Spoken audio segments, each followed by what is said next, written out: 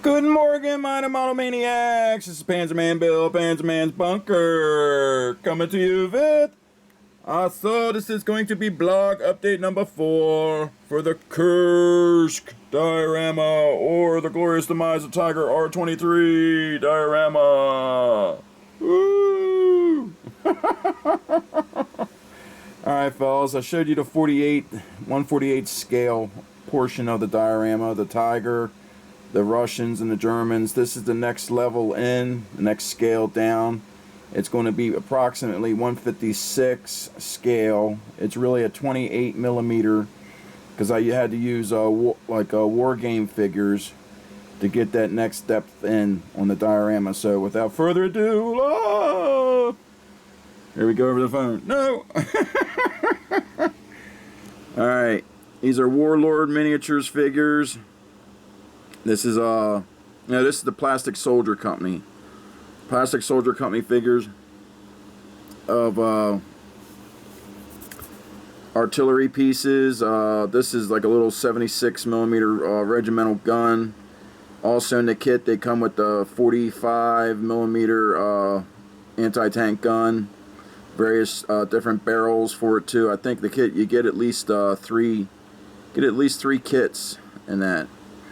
But I did use supplement some heads and better arms and stuff from the Warlord miniatures figures. I'll show them later.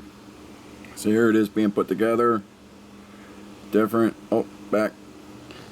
Here's some of the actual Warlord miniature figures being painted, primered up in black. For war game figures, they're pretty nice, but I did have to do some work in converting to them. Here's the gun, the regimental gun with the figures primered. Here they are, base coated. Same thing with the artillery guys. Alright, now something else.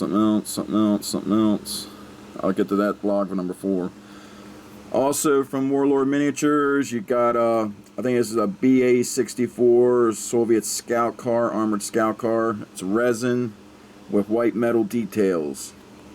And I decided to use this as part of the diorama level 2. I wanted to show it damage from explosions, so I damaged the fender and I added some detail for like the broken wheel and everything, broken front steering axle and everything.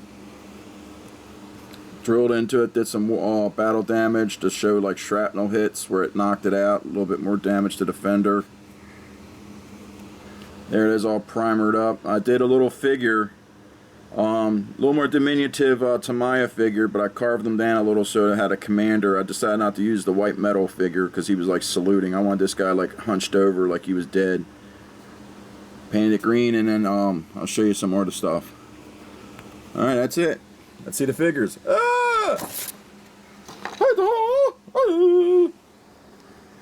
Alright, here's the guys. I'm going to have him like trying to reposition the gun to get a better shot on the Tiger. They're going to be manhandling the gun over, pushing it over. And the Soviet troops in the back are going to be giving some cover. And I will also have some Germans engaging them too. And here's the armored car. I'm still in the process of weathering it and everything, doing a dot filter all over it. I did have to do a gloss. You see gloss in there for the decals. And then I started doing some dot filtering, and I'll do some chipping and some rusting, a little bit of dusting and stuff, but I'm happy with how it turned out, especially the battle damaged part. I have like a giant crater, or like a Stuka bomb or something hit and took this out. Be like leaning down in there. It's really small. I don't know if you can tell. This guy and this car are supposed to be the same scale. So I don't know if I got their scales right, but they might be a little bit smaller, but it don't matter. For the force perspective, I can place it deeper in, make it look more realistic. You know, as things go back in the distance, they get smaller. Alright. But I'm real happy with how these guys turned out. I still got a little bit more flesh painting to do on this guy. I just did a wash. But for a war game, I mean, mostly, a lot of times you get these war game figures, they look real chunky. You know, I guess they call it heroic poses. This is more realistic. But I like how this guy turned out. You know, I mean, he looks realistic. He looks like an actual normal military miniature. Really nice job on the PPSH submachine gun. And this guy here, he'll be charging up.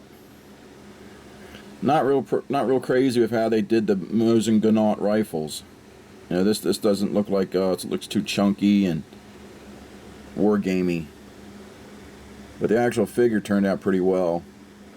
I did augment him with some other you know, accoutrement, the canteen and the bayonet. But they look pretty nice for a war game figure. And like I said, the Mosin-Nagant just don't look too right.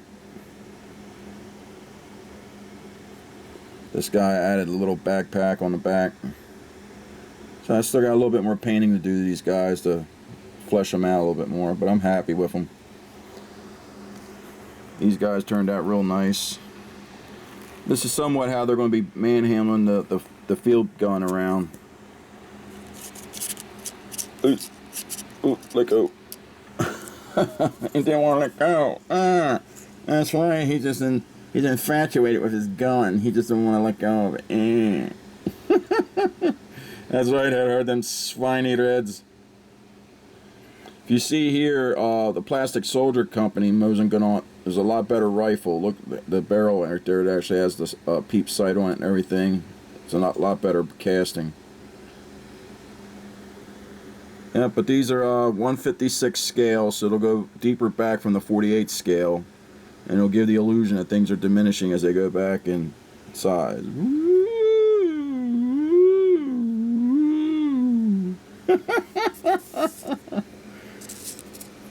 And here's this guy.